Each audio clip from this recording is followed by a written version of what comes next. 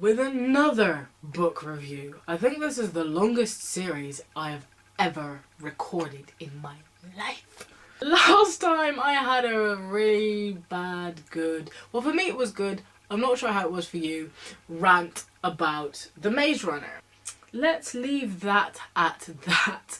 This time I'm going to talk about something that is a little bit different because it's not, strictly speaking, young adult fiction. It's one of those crossover books like Harry Potter is, that it's written for children but everybody likes it. And I hadn't heard of it until my mother put the book in my hand and said, read this, you'll really enjoy it. And this was in the time where I still was struggling with reading and wasn't enjoying it as much as I do now. It's a children's book and it's really accessible and it's amazing. It just, the world that's created.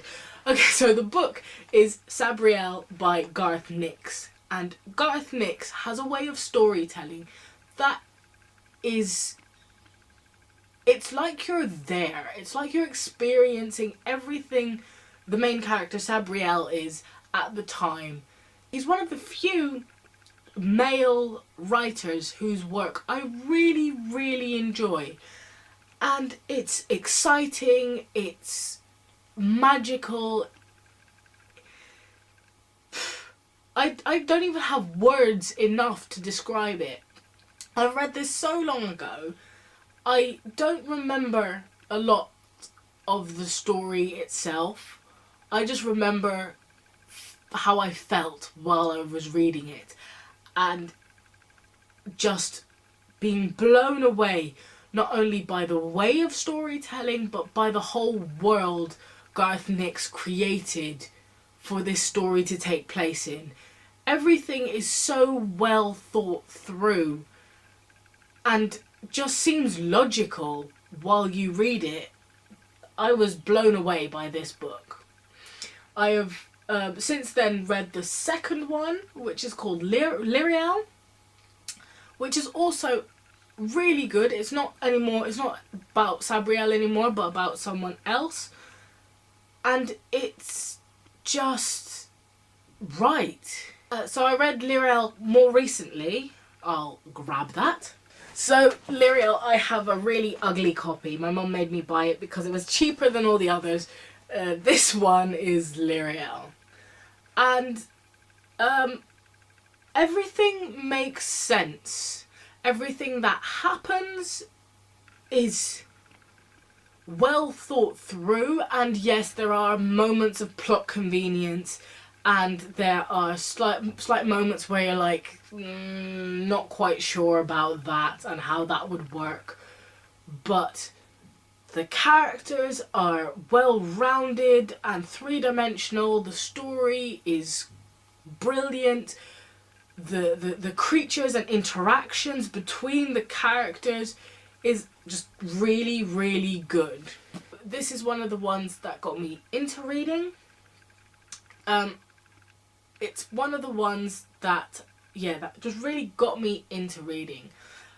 For years I didn't really read so much. I was always read to by either my mother or other people, and my grandmother had given me all the Harry Potter books on talking book read by the amazing Stephen Fry. So I would listen to them a lot because I just found it really difficult and laboursome to read books, and this is one of the books that got me so far that I'm like, reading is good, it's excellent, it's brilliant.